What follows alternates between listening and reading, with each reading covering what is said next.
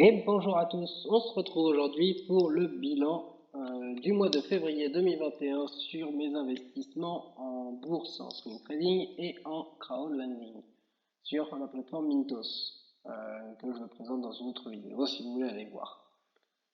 Et je présente aussi dans cette vidéo à la fin mon bilan sur 5 mois du coup du 1er octobre à fin février, donc 1er octobre 2020 à fin février 2021 sur tous ces investissements. Et on commence par le mois de février avec les 5 meilleures actions au niveau des plus-values, hein, les plus-values que j'ai obtenues, et les voici. On a 4 grosses sociétés américaines, mais pas toutes des dividendes aristocrates, et une européenne, une néerlandaise précisément. Le plus bas, vous voyez, il est presque à 10% de plus-value hein, en swing trading sur Abbott Laboratories. Ensuite, on a Beyond Meat on passe les 10% avec du 11,11%. Federal Realty Investment avec du 12,89% qui arrive sur le podium en troisième position. Mon action européenne post-LN qui arrive à 17,60%. J'ai bien réussi à prendre une belle tendance ici. Et la meilleure tendance que j'ai réussi à faire, et en plus je l'ai bien vendue avant qu'elle rechute derrière, les NG Foods. On va passer maintenant au détail de ces 5 actions. Et pour le détail de ces 5 actions, on commence donc par la cinquième, Abbott Laboratories. Du coup, dans tout ce qui est pharmaceutique, on va dire ça, oui, voilà, hein, c'est tous les produits, ça fait partie du produit pharmaceutique. Un rendement de 1,32%, donc un dividende de 1,32%. La croissance du dividende que vous voyez sur les 5 dernières années à 8%. Un ratio bénéfice, donc un PER à 46, donc là c'est élevé, il faudrait vérifier par rapport au secteur. Je vous ferai aussi une vidéo sur justement toutes ces choses qu'on regarde, on va dire, et qui sont de l'analyse fondamentale. Une belle action, vous voyez, à votre Laboratories, hein, c'est pour ça aussi que j'aime bien faire du swing trading sur des actions comme ça, dans le sens où ça peut me devenir des investissements plus long terme si j'en ai envie, puisque je souhaite au fur et à mesure, on va dire, être un peu moins actif sur mes investissements pour pouvoir faire de l'investissement long terme aussi. Si on regarde à votre laboratoire sur un an par rapport à justement tout ce qui est healthcare, hein, donc tout ce qui est du médical, elle l'a surperformé puisqu'elle a 46% et sur les 5 ans elle l'a surperformé aussi puisqu'elle a plus de 128% au lieu de 96%. Par rapport au SP500, puisque par rapport aux technologies ça n'a même pas trop de, vous voyez qu'elle fait à peu près le même score que les technologies, mais ça n'a pas trop de correspondance. Mais par rapport au SP500, c'est une action qui surperforme le SP500 ces derniers temps. Au niveau du dividende, vous voyez qu'il n'est pas complètement en augmentation. Donc normalement, c'est pas une.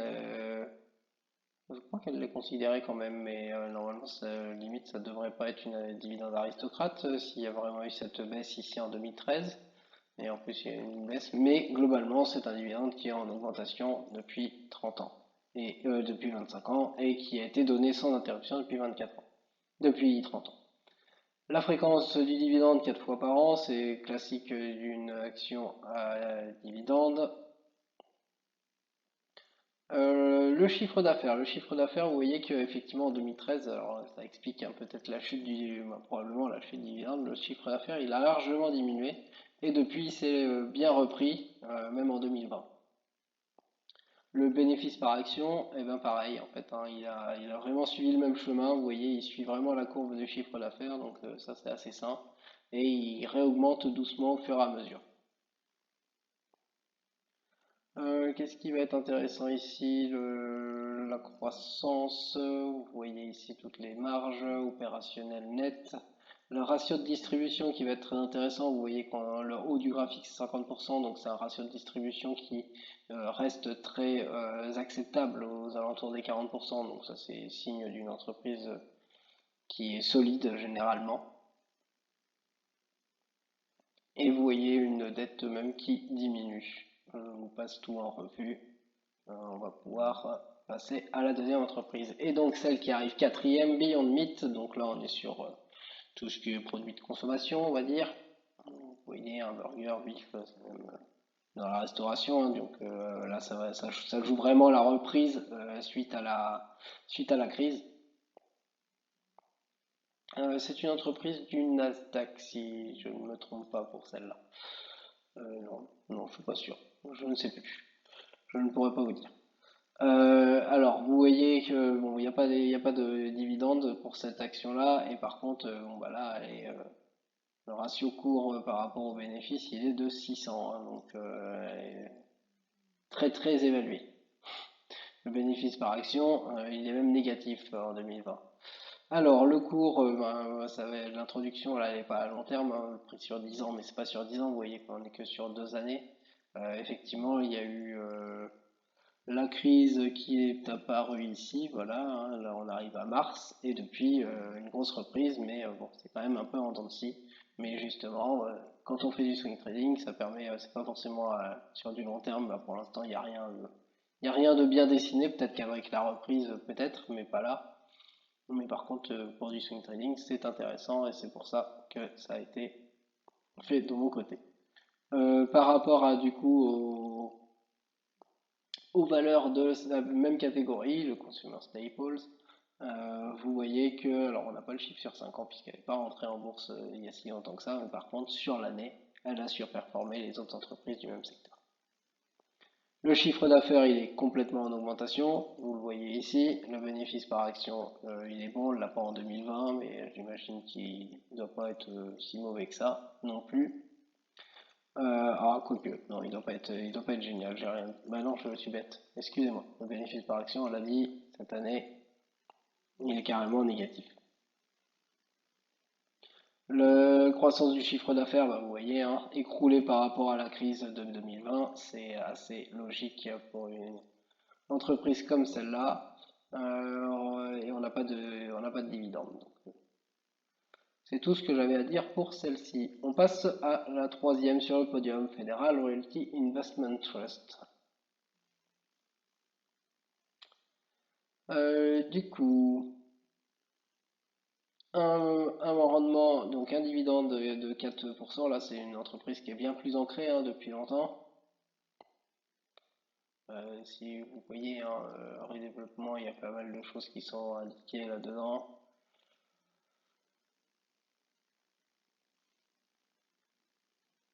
Une croissance du dividende, par contre, voilà. Donc le dividende, il est élevé, par contre, la croissance du dividende est négative. Probablement qu'ils ont diminué leur dividende, ils ont dû diminuer leur dividende parce que ça allait mal. Le ratio, le PER, il est assez ratio cours sur bénéfice, il est de 64. Ça, c'est aussi généralement élevé. Il faudrait voir par rapport à sa catégorie. Le bénéfice par action, il est positif par contre. Et là, on voit, c'est une action sur le long terme qui va très très bien, hein. Si on prend de 2011 sur les 10 dernières années, et par contre, qui s'est pris la crise Covid en plein boom. Et par contre, ben, du coup, moi, c'est pour ça que j'ai réussi à faire pas mal de bénéfices dessus. C'est une action qui, depuis la reprise, vous voyez, hein, c'est haussier, et donc c'est très intéressant avec cette reprise post-Covid. Il y a beaucoup d'actions qui peuvent être intéressantes. Néanmoins, et c'est pour ça que je le fais en swing trading, bah, justement, regardez, hein, le dividende qui s'est vraiment cassé la figure, d'où le moins 11% par an, probablement qui va être augmenté, mais ça, faudrait que les activités puissent reprendre complètement, même si aux États-Unis, il n'y a pas de couvre-feu ou de confinement selon la région en France, mais comme chez nous, c'est bah, disparate par État, mais il y a quand même beaucoup plus d'États qui ont tout ouvert. Sur un an par rapport au real estate, qui est la catégorie dans laquelle elle se trouve cette action, on a un retour, on a sous-performé. Donc très intéressant pour du swing trading, mais pour un investissement long terme, beaucoup moins intéressante comme action. En tout cas, pas sur cette période-là. Par contre, ça peut vouloir dire qu'il y a une belle reprise justement à faire, à tenter dessus.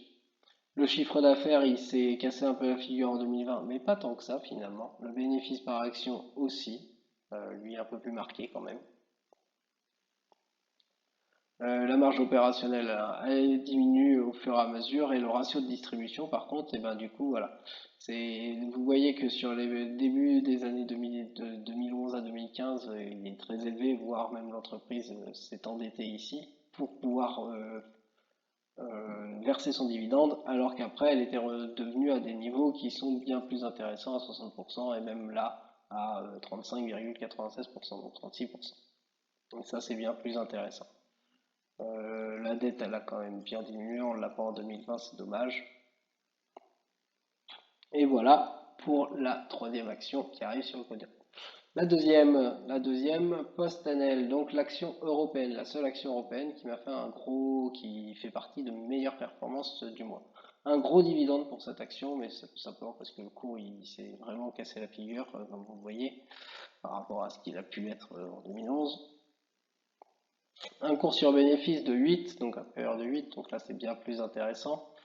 Et c'était très intéressant pour jouer à la reprise. Un bénéfice par action de 0,43. Une tendance très neutre, si on oublie la baisse ici, et qui a fait une très très grosse reprise. Et c'est ça que c'est bon, je vais pas.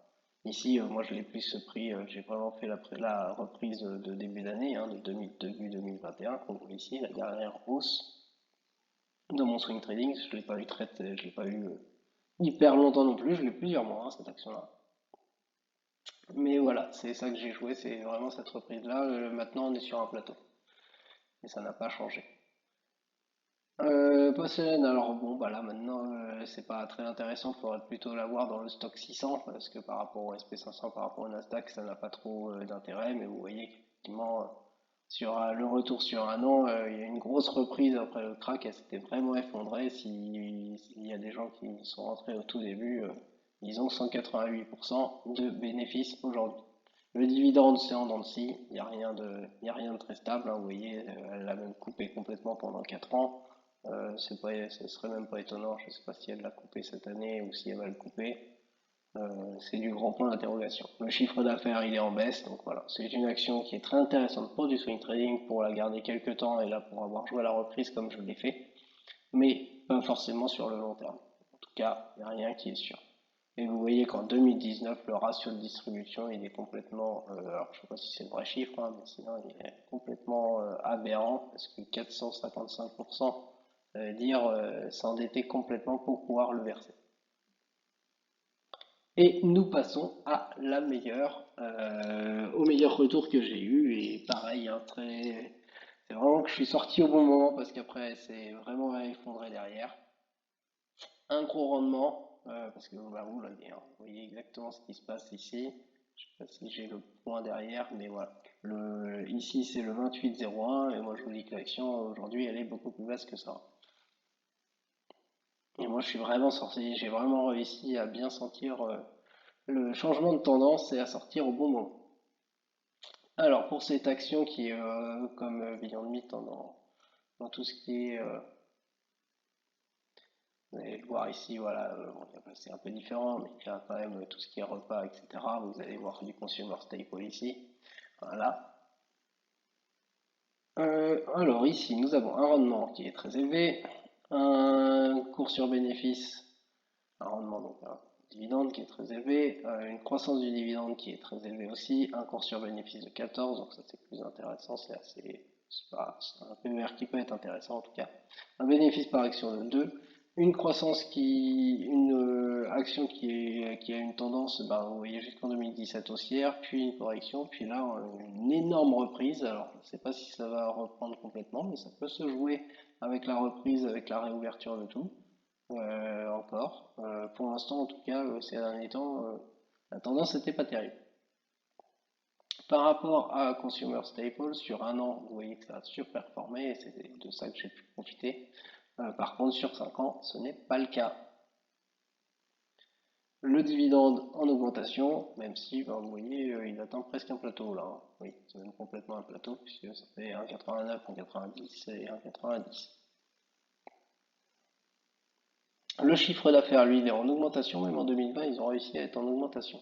Ça, c'est quand même très intéressant et donc avec un bénéfice par action qui est très intéressant aussi, qui est en augmentation aussi. Effectivement, ils ont eu un petit trou de 2007 à 2019, mais par contre, à partir de 2020, ils ont réussi à se relancer. Ça peut être très intéressant. La marge opérationnelle, par contre, elle est plutôt descendante quand même. Et le ratio de distribution, voilà, il était un peu trop élevé en 2018-2019 puisque l'entreprise a s'endettait, donc ça peut pas durer sur le long terme. Et il est quand même tout le temps élevé, hein. Ça, c'est une entreprise qui quand même verse énormément de dividendes à ses actionnaires et par contre ne réinvestit pas beaucoup pour pouvoir se développer. Donc ça, attention, sur du long terme, pour l'interrogation. Comme vous voyez, hein, je vous ai présenté des belles actions au niveau swing trading pour les garder quelques temps et pour jouer des grosses tendances de reprise, choses comme ça, profiter des crises, etc. Mais il faut vraiment, c'est vraiment du timing au niveau analyse ici et pas analyse fondamentale. Sur l'analyse fondamentale, on n'a pas des actions, bon, il y en a quelques-unes, hein, je vous ai montré, mais il y en a d'autres où ce n'est pas le cas, on ne peut pas les garder complètement longtemps.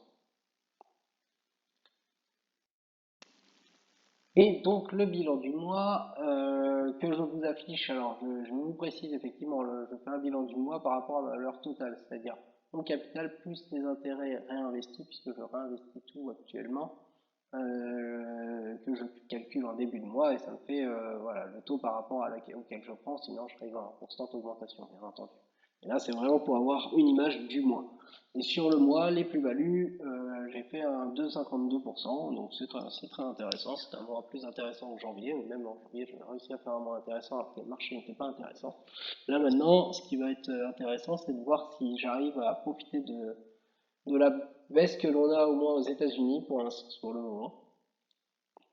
Et si je vais réussir à... Bon, pour l'instant, elle n'est pas forcément terminée, on n'en sait trop rien. On attend qu'elle se confirme, qu'on confirme soit l'arrêt de la baisse, soit la continuation euh, de cette correction et peut-être un crack bien plus important, qui est dû, ce qu'on entend, c'est beaucoup avec l'augmentation des taux longs, hein, qui fait peur aux gens, qui fait peur aux personnes, et une rotation sectorielle, c'est ça à laquelle on assiste avec effectivement un désamour des valeurs technologiques qui ont été pourtant portées depuis de nombreux mois.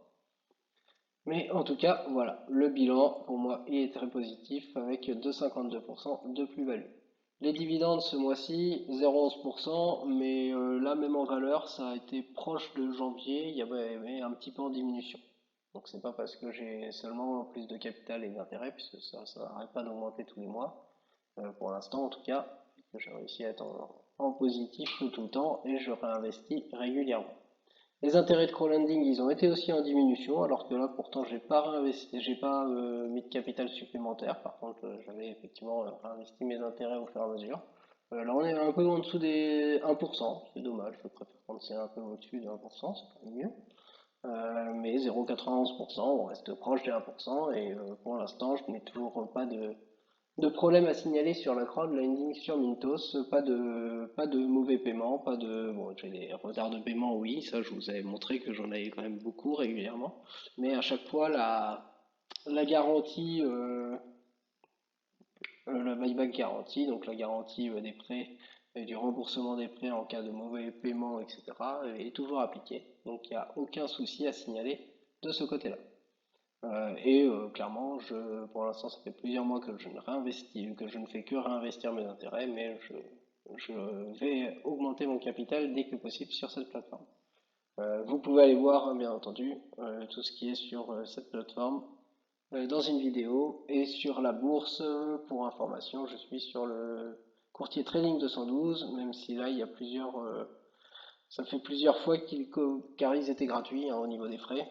Mais par contre, ça fait plusieurs frais là qui commencent à mettre en place puisque maintenant si vous rajoutez de l'argent par carte bancaire, il y a des frais dessus, pas pour les virements bancaires comme vous pouvez encore le faire. Et ce qu'ils vont introduire à partir d'avril et de mai, c'est un pourcentage de frais sur la conversion dollar-euro, du moins conversion de devises. En tout cas, on revient au sujet. Sur le total du mois, nous avons donc la somme de 2,34%, donc un mois encore dans le positif et qui est très intéressant et qui fait repartir complètement en avant, on va dire, davantage que le mois de janvier. Moins que novembre et décembre, mais bon, là c'était à mon avis des mois exceptionnels. Là, je suis à mon avis plus dans un mois normal, mais peut-être que avec la chute qui s'annonce sur les actions, je vais pouvoir retrouver des reprises exceptionnelles plus tard, je l'espère en tout cas. Et au niveau global, donc au niveau global, là par contre je prends que par rapport à mon capital, je ne prends donc mon capital de départ, mais tout ce que moi je mets de ma poche, je ne considère pas par rapport aux intérêts, puisque l'idée c'est de voir combien j'ai augmenté, de combien j'ai augmenté mon patrimoine financier au niveau global. Alors que sur la partie que je vous présente de bourse et de crowdlending, puisque j'ai aussi un PE, j'ai de la chance d'avoir ça dans mon entreprise, et j'ai du patrimoine aussi immobilier. Le total de mes plus-values, et là ça est très intéressant puisque je suis passé largement au-dessus des 10%, je suis à 11,47% avec ma stratégie de swing trading, et donc plus 11,47% en 5 mois, c'est très intéressant. Le total des dividendes, lui, il est assez faible pour 5 mois, 0,42%, mais je ne mise pas plus que ça dessus, j'ai pas que des actions à dividendes. Mais bon, ça fait toujours plaisir de voir des dividendes. Et même si là, pendant le mois de février, il n'a pas augmenté par rapport au mois de janvier, j'espère que ça va redevenir le cas au fur et à mesure et que je vais voir grossir en tout cas le montant, et pas forcément le pourcentage. Moi, le pourcentage au fur et à mesure, je vais forcément le voir grossir. Mais par contre, au moins au niveau montant de mois en mois, j'aimerais bien que ça grossisse, ça serait intéressant. Au niveau des totals des intérêts de crowdlending, je suis à 4,49% en 5 mois. Si on prend que ça augmente de 1 gros pourcent chaque mois, je vais être à 5,5, entre 5,5 et 6 le mois prochain. Ça me fera entre une douzaine de pourcents à peu près sur l'année, quelque chose comme ça. C'est voilà, ça vous montre ce qu'on peut obtenir avec les intérêts de crowdlending, où là c'est complètement passif, hein. Autant le swing trading, je suis un peu actif pour obtenir 11,47%, autant là c'est 4,49% où je ne fais strictement rien, mis à part la stratégie que je vous ai présentée en vidéo et qui est complètement automatisée. Et là où c'est très intéressant pour moi, c'est d'avoir passé effectivement cette barre des 10%, donc 10,62% de gain total par rapport à mon capital investi, que je n'arrête pas d'investir au fur et à mesure, hein, donc je ne l'ai pas mis dans une seule traite au tout départ, et je vais continuer à investir chaque mois comme je le fais. Et par contre, j'ai quand même, même en réinvestissant, donc en faisant diminuer ces pourcentages par rapport à ceux de novembre par exemple, puisque j'ai investi beaucoup d'argent depuis novembre, j'ai quand même augmenté mon patrimoine financier global dont je vous présente ici de 10,62%. Et voilà, si ça peut vous donner des idées, on peut obtenir effectivement des choses très intéressantes. Alors après, dans la bourse, on dit toujours que la période de novembre à mars est la plus intéressante. Donc là, on n'est pas encore fini complètement. C'est même des fois novembre à avril qu'on entend plus. Donc on verra aussi si je serai normalement dans une période, on va dire, moins faste, mais bon, ça c'est du statistique, hein, ça ne présage pas du futur. Et nous verrons si j'arrive à continuer ces statistiques au fur et à mesure, puisque je continuerai à vous les présenter. Et la prochaine fois, au bout des 6 mois, bah, oui, ça fera 6 mois, ça fera une demi-année, et là, ça sera très parlant. Mais là déjà, le passage du 10% s'est fait aux 5 mois, et ça n'a même pas attendu la demi-année. Et je finis donc au niveau graphique par vous présenter les différences entre chaque mois. Donc vous voyez que au niveau du vert, les plus-values, donc les plus-values sont redevenues plus intéressantes que le mois de janvier, mais moins intéressantes que mes 3 premiers mois, où c'était dans des bonnes périodes. Ouais, même si en octobre j'avais réussi, oui, si j'avais réussi à profiter d'une accélération qui s'était amorcée fin septembre. Les dividendes, eux, bon, vous voyez, hein, c'est très stable, hein, il n'y a pas de, même, comme je vous l'ai dit, hein, le montant a même un petit peu descendu ici. Le crowdlending, c'est en légère baisse ici au niveau du pourcentage, mais il n'y a pas de logique à ça, donc je pense que normalement ça devrait rester stable, hein, donc voilà, ça va rester dans ce pouvoir-là. Et au niveau de mon gain total, ce qui est intéressant, effectivement, c'est un mois plus intéressant que le mois de janvier, qui se rapproche un peu du mois d'octobre, mais pas complètement, mais par contre, bah, qui est en dessous des mois de novembre et décembre, qui étaient particulièrement bons.